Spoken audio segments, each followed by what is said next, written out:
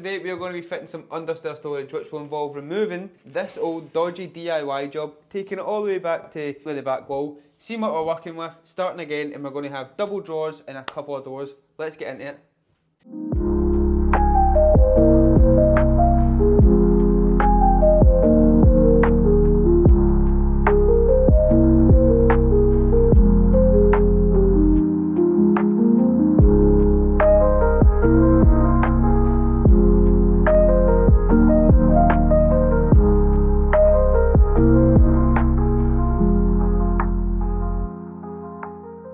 All we've done really this morning is rip everything out, take it all back to where it needs to go. We've built, like, I wouldn't even call them partitions, we've put some timber in either side.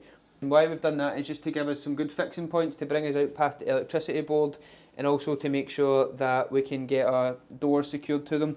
And that just gives us a size in the middle, and now we can work off of that size and we can evenly divide it up. Now we've got a gas pipe at the back that we need to watch. That's going to dictate where we start for the door, the larger size door that's going to be here. And then that means it also dictates on the two drawers that we're just going to divide up evenly. So the way it's worked out, we're pretty much going to get two 500 drawers. The next step that we're going to do, we've got a cutting list ready. We're going to get all the timbers cut, and then we're going to install the base. Now you can install the base either with feet or you can do it the way we're going to do it. We're basically going to be building a timber frame, very similar to the way we have done timber floor joists. If you have been here for a while, you'll see that video there.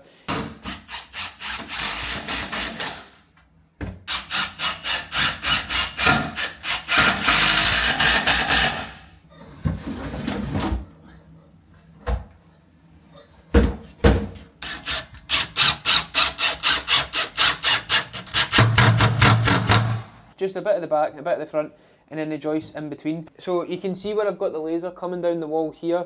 That's going to be the end of our carcass. So what we've done is we've lined the laser up with the front of the unit, and obviously the stringer here, and then that's gave our sizes. We've took 510mm off. Andy's got this really cool trade note thing. I think he got it sent from Australia. Pretty cool.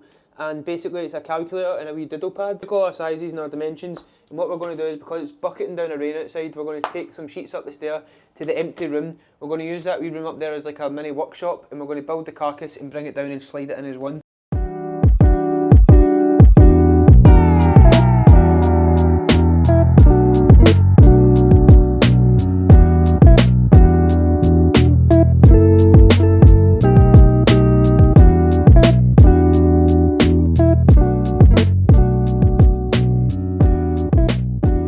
After a very intense cutting session, this is going to be the back of our carcass, this shape here, and then we drew around it with a combination square.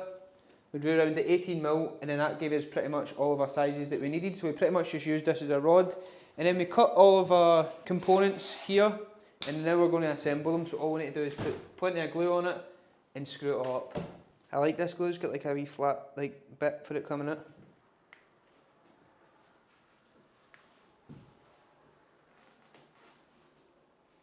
Hey Andy, you ready, my man?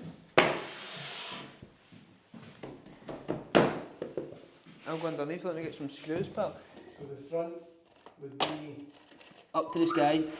up to the guy.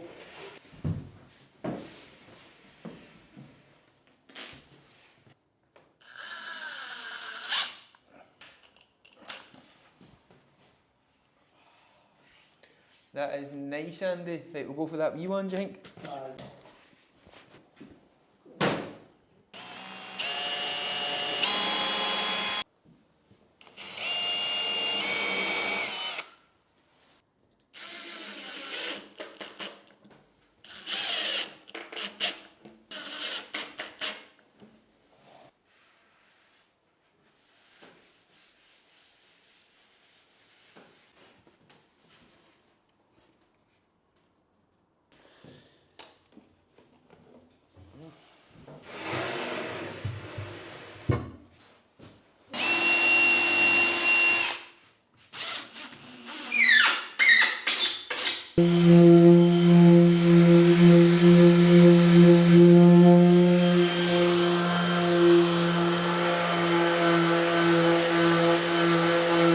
So we have assembled our lovely carcass.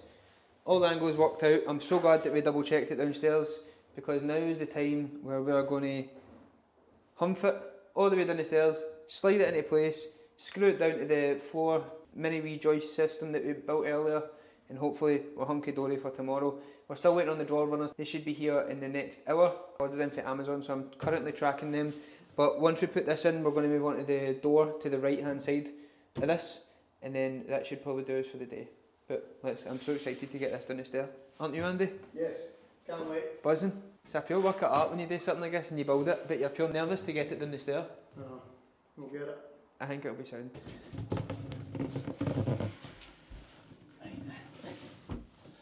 Right, 1, 2, 3.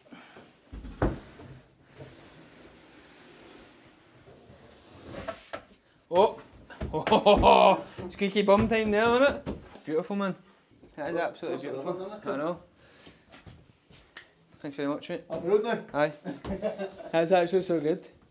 Right, a very successful day one. We have got 2 carcasses built that we built as one big unit, lifted it downstairs and got it put in place.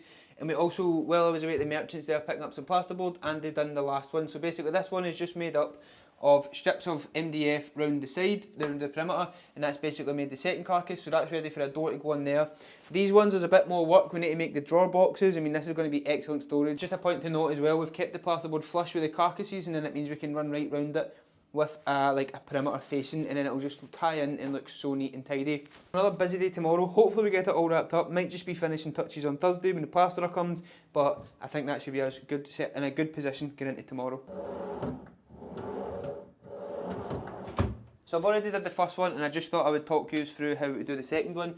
These are the drawer runners that I'm using. These are the push to open, soft close bad boys that I get. I'm sure they can hold up to like 50, 60 kilograms. They're really good, really heavy duty. They run on wee balls, so it's like, there's like wee balls in amongst there, and it all runs on that, and they're quite good. We've used them before. Basically, the reason why I get 500 ones and not the full 600 ones, if you're doing this project on your own, you don't want to get full 600 depth drawer runners because you want to be able to have a bit of adjustment and move them backwards and forwards, and 500 was the next size down. As well as that, when you're making your drawer box, we always make them a bit smaller than the full depth of the cabinet, so we make them 550, and again, just for that same reason of move it backwards and forwards. We'll do it by process of elimination to get our sizes. The first thing that we're going to do is put on these drawer runners onto the sides, like this.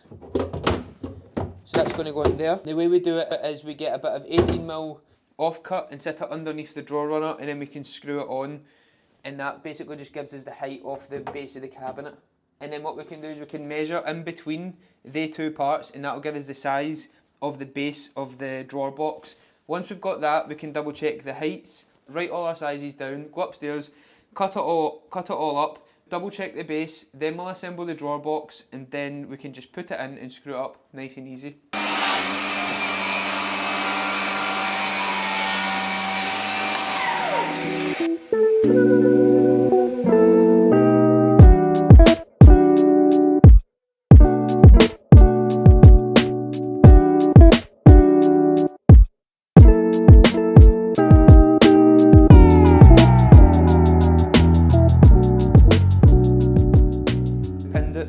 I've turned the box upside down, and it's so good if you pin it, if you're able to get your hands on a nail gun. Probably 16 gauge nails would be too big for this, probably burst at the side of MDF, so 18 gauge nails is what I would recommend to pin it all together. It's all glued. Now we can go around and use the drill, and I'm using a countersink bit with a pilot bit, and I'll basically do it all in one go. I'm a big advocate of using like the one tool and then doing it all that you need to do at the one time.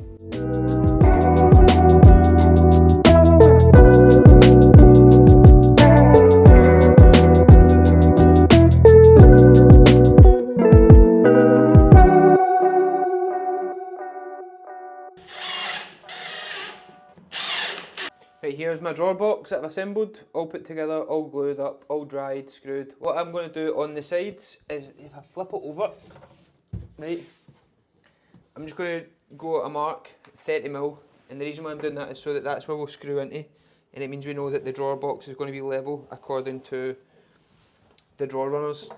The way we do it is we do the front first, and then we'll pump up the back when they're wedging at the back, and then we can know to screw into that line.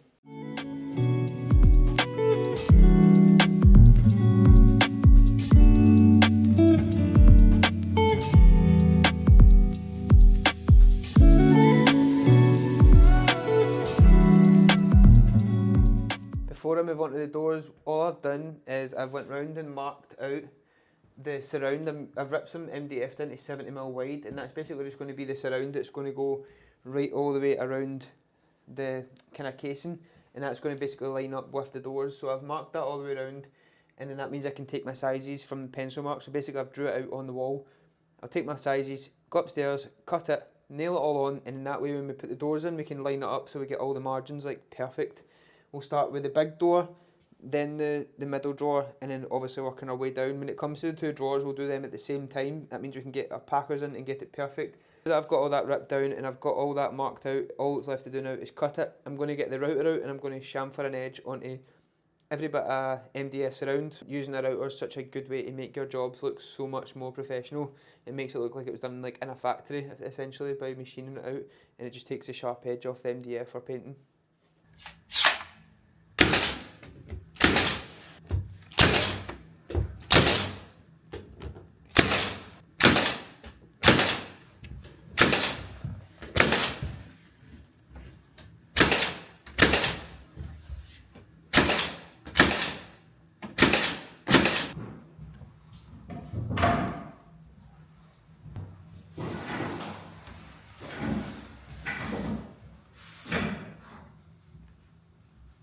Right, this is how we do the doors. So we basically just got packers, and we just want to keep the margins like the full way all the way around, and a wee bit higher along the bottom just so that the drawer can come in and out.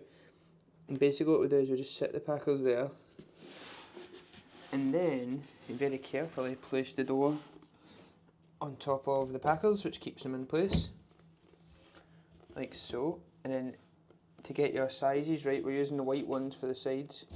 We're going to stick a wee cheeky white one in here, scoot it back along, and then put a white one in this side to keep it in the right place. And this is where the magic happens, right? What you do is you just get a pin gun and you dial down the depth, because I put the depth too deep last time. Pin it on. Once it's pinned on, you can slide our packers out, open up the drawer, and we'll put screws from the inside.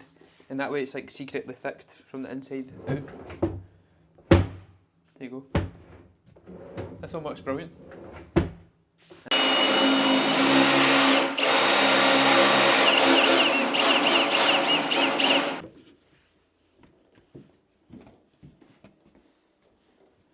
Elder Dawn, what's that flower you have on?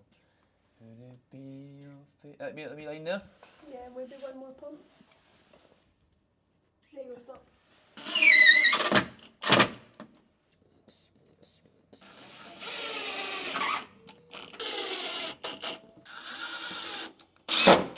That's the last job, a 2024 complete. Understair storage is finished, and I think it has turned out amazing. I could not be happier with it. Really easy to work, push to open, much tidier. And the wee bottom one there. Much better than what was there before. So again, as always, if you've enjoyed this video, make sure you hit the like button. If you want to stick around for more, make sure you hit the subscribe button, and I'll see you in the next video.